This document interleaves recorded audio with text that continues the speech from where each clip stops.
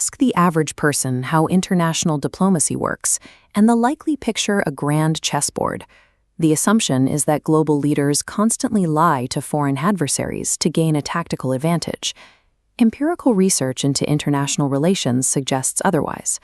Interstate lying is exceptionally rare, and when attempted, it typically fails to achieve its goals. In practice, calculated state lies almost exclusively target the domestic population. Deception is a tool governed by structural reality. Successful lying requires a medium of trust. That vulnerability exists within a nation's borders, but on the global stage, it is virtually non-existent.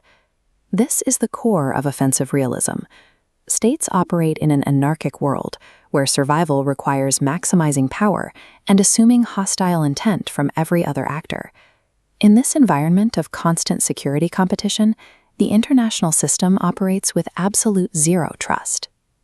Diplomatic relations rely on the doctrine of trust but verify. During the Cold War, survival depended on treaties limiting nuclear weapons, but the United States never relied on the stated intentions of the Soviet leadership. Distrust was reciprocal. Arms control only functioned because both sides possessed means to independently verify compliance. No one took a foreign leader at their word. Nations inherently expect deception from their rivals. Because of this, attempting to lie to a foreign adversary is a waste of strategic capital. These lies fail because they have no foundation of trust to take root in. We categorize information operations into truth-telling and deception. Most communication is spinning, highlighting positive facts, or concealment, hiding negative ones. Lying is a distinct tool, using explicit falsehoods.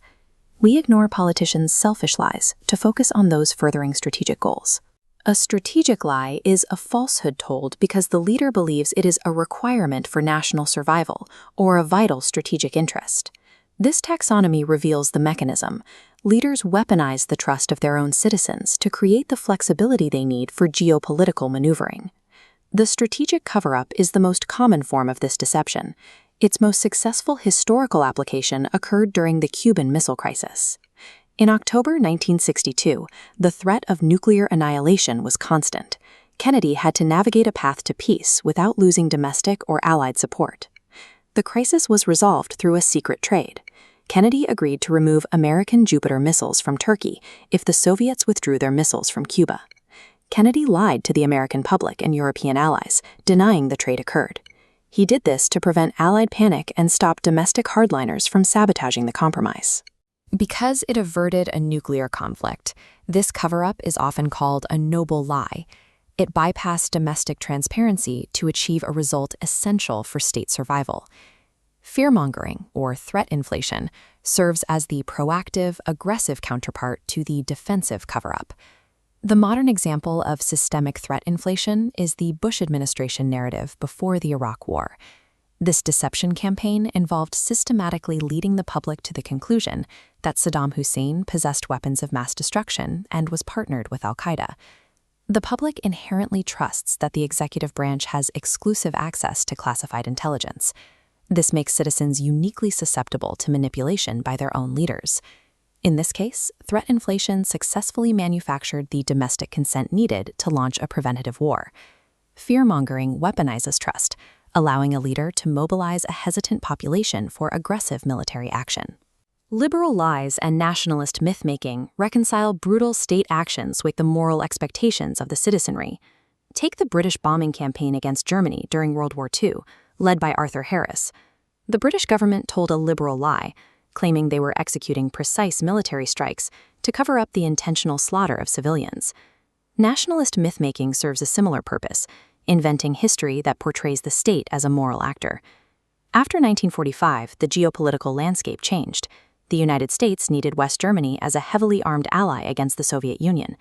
To justify this, the US and Germany propagated the clean Wehrmacht myth, a strategic lie claiming the regular German army was uninvolved in the Holocaust. This lie justified rearming German citizens for the Cold War. The truth risked a domestic moral revolt that could have derailed the alliance.